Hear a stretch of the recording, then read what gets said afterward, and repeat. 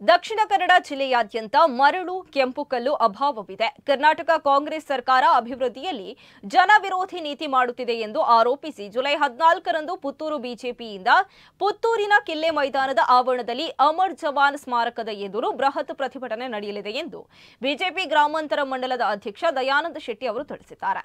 ಇವರು ಪುತ್ತೂರಿನಲ್ಲಿ ಮಾತನಾಡಿ, ದಕ್ಷಿಣ ಕನ್ನಡ ಜಿಲ್ಲೆಯಲ್ಲಿ ಕರ್ನಾಟಕ ಕಾಂಗ್ರೆಸ್ ಸರ್ಕಾರದ ಅಭಿವೃದ್ಧಿ ಜನವಿರೋಧಿ ನೀತಿಗಳಿಂದಾಗಿ ವಿಶೇಷವಾಗಿ ದಕ್ಷಿಣ ಕನ್ನಡ ಜಿಲ್ಲೆಯಲ್ಲಿ ಕಳೆದ 2 ತಿಂಗಳಿಂದ ಪ್ರಾಕೃತಿಕವಾಗಿ ಸಿಗುವ ಮರಳು ಹಾಗೂ ಕೆಂಪು ಕಲ್ಲಿನ ಅಭಾವದಿಂದ ಕಾರ್ಮಿಕ ಇಂದು ಜೀವನ ನಿರ್ವಹಣೆ ಮಾಡುವುದೇ ಕಷ್ಟ ಸಾಧ್ಯವಾಗಿದೆ.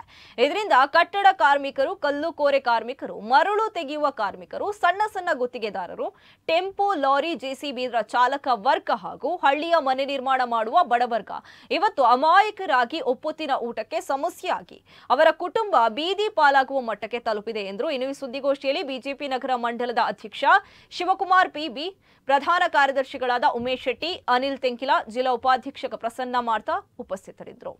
ಸರ್ಕಾರದ ಜನವಿರೋಧಿ ನೀತಿಯಿಂದ ಅದರಲ್ಲೂ ವಿಶೇಷವಾಗಿ ನಮ್ಮ 2 ಜಿಲ್ಲೆ ದಕ್ಷಿಣ ಕನ್ನಡ ಜಿಲ್ಲೆ ಮತ್ತು ಉಡುಪಿ ಜಿಲ್ಲೆಯಲ್ಲಿ ಕಳೆದ ಸುಮಾರು 1.5 ತಿಂಗಳಿಂದ ಒಟ್ಟು ಬಡವರಾಗಿ, ಕೂಲಿ ಕಾರ್ಮಿಕರಾಗಿ, ಕಟ್ಟಡ ಕಾರ್ಮಿಕ ಕೆಲಸವನ್ನು ಮಾಡಿಕೊಂಡು ಅನೇಕ ಕಟ್ಟಡ ಗುತ್ತಿಗೆದಾರರಿರ್ಬೋದು, ಅನೇಕ ಕಲ್ಲಿನ ಕೋರೆಯವರು, ಕೆಂಪು ಕಲ್ಲಿನ ಕೋರೆಯವರಿರ್ಬೋದು, ಇವರೆಲ್ಲರ ಕೆಲಸವನ್ನು ಈ ಸರ್ಕಾರ ಸಂಪೂರ್ಣವಾಗಿ ಸ್ಥಗಿತಗೊಳಿಸಿದೆ. ಹಾಗಾಗಿ ಬಡ ಕೂಲಿ ಕಾರ್ಮಿಕರ ಪರಿಸ್ಥಿತಿ ಇವತ್ತು ಅವರ ಆಹ್ವಾನವನ್ನು ಕೇಳುವಾಗ ಇನ್ನೇನು ನಾವೆಲ್ಲ ನೋಡ್ತಾ ಇದ್ದೀವಿ, ರೈತರ ಆತ್ಮಹತ್ಯೆ ಅನ್ನುವಂಥದ್ದು. ನನಗೆ ಅನಿಸುತ್ತೆ, ಈ ಕಾಂಗ್ರೆಸ್ ಜನವಿರೋಧಿ ನೀತಿಯಿಂದ ನಮ್ಮ ಜಿಲ್ಲೆಯಲ್ಲೂ ಆತ್ಮಹತ್ಯೆಯಂತಹ ಘಟನೆ ನಡೆದ್ರೂ ಅದು ಕಾಂಗ್ರೆಸ್ನ ಈ ಒಂದು ದುರಾಡಳಿತದಿಂದ ಹೇಳ್ಬೋದು ಅಂತ ಭಾವಿಸ್ತೇನೆ.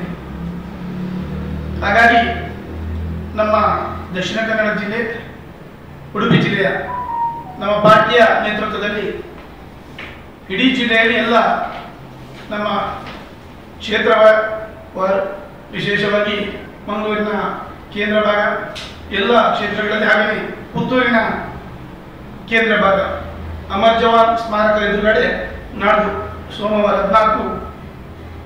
14ನೇ ತಾರೀಕು ಸೋಮವಾರ ಬೆಳಿಗ್ಗೆ ಬೃಹತ್ ಪ್ರತಿಭಟನೆಯನ್ನು ಮಾಡಲಿಕ್ಕಿದ್ದೇವೆ.